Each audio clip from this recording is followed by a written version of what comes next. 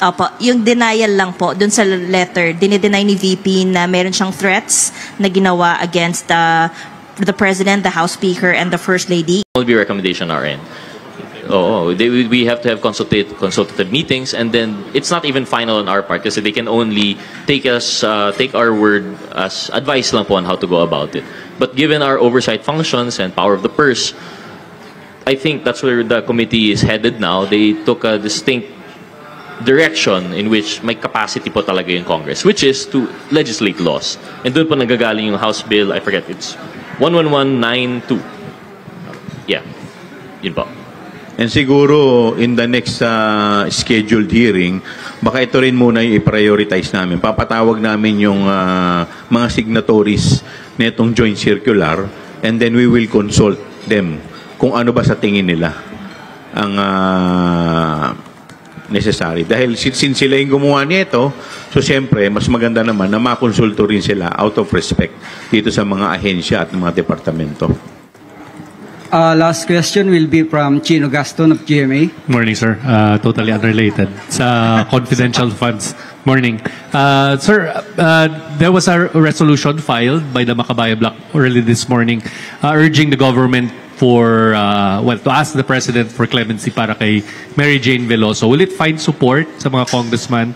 Kapag dating dito, Mary Jane Veloso, yung OFW nire-repatriate. So, parang lang kasi exchange of custody lang yun para mabalik lang dito. They're asking for clemency. Would that be in the realm of down your alley to give support para mabigyan ng clemency? Yeah.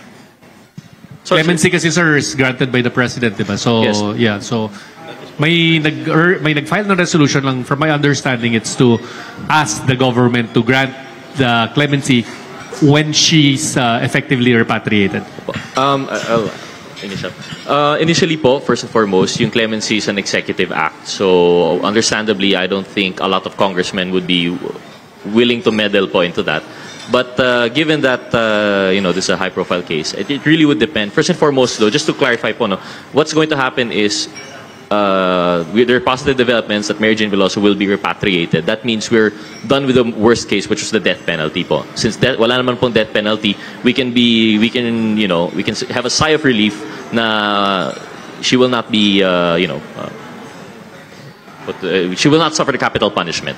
With that said, clemency is a rather touchy issue because I believe we haven't seen it yet. This was probably tried in Indonesia. We don't know the proceedings, but there is an allegation she was found guilty. There is still criminal liability. So if that criminal liability will translate into prison time here in the Philippines, that's a separate issue. And I think that's what the issue of clemency is. So, sorry, I just went about by explaining po But I had to explain that so that we'd understand that the worst is over. Capital punishment will not be dealt. But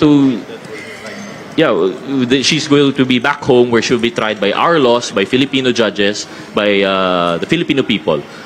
The question now of extending clemency just because it was from a case abroad, I think that's another issue. And personally, I think it's a touchy subject po, I don't think we should send the message that we condone criminal acts they've done abroad. Definitely we're against the death penalty, and that's why we really had to work for her repatriation. But if ever she is found guilty, and that would merit clemency, I think that's a different matter altogether po, Kasi it might send the wrong signals if to give a blanket clemency to all OFWs who are found guilty abroad. Would that be an accurate assessment of what you're saying na pag ganun lang?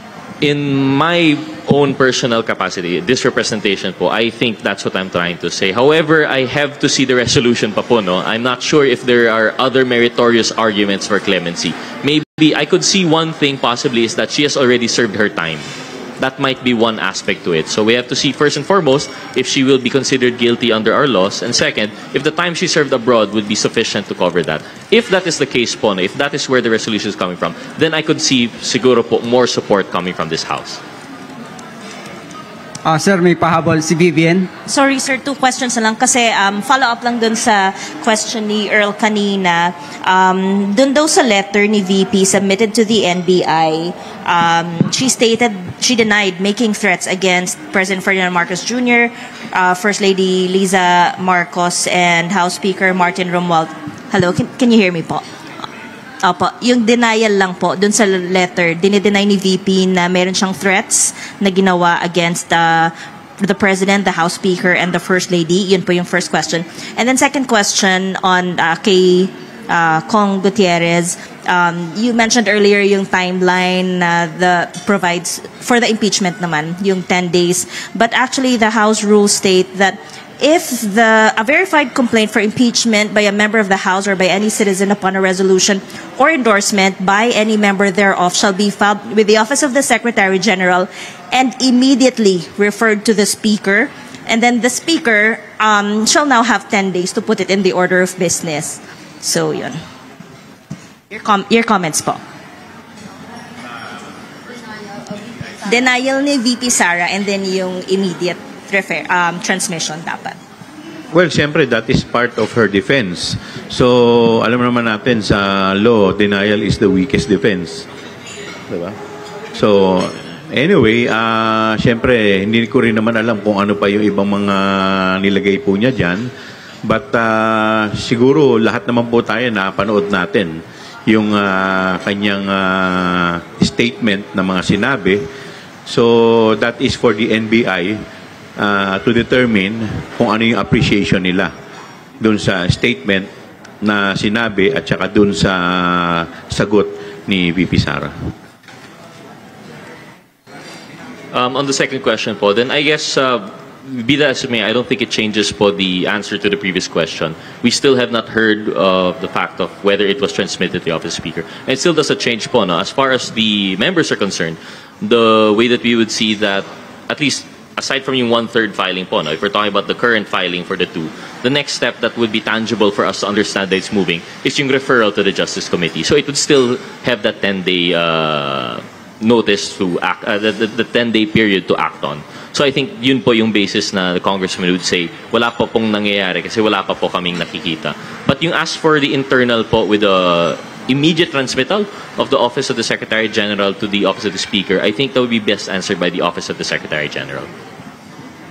Sir, wait lang, sorry. VP Sara has a statement po. Meron po siyang mensahe for this Christmas. Sabi niya, 3 lang po ang kailangan natin gawin: forgiving, giving, and loving. Yan lang po ang essence ng Pasko. Kayo po, any Christmas message po?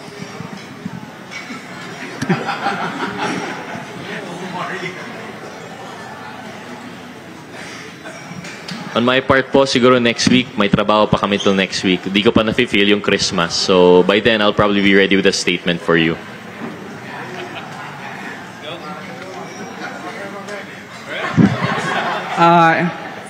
Before we end, let's give the floor to our 2 good congressmen for their closing remarks.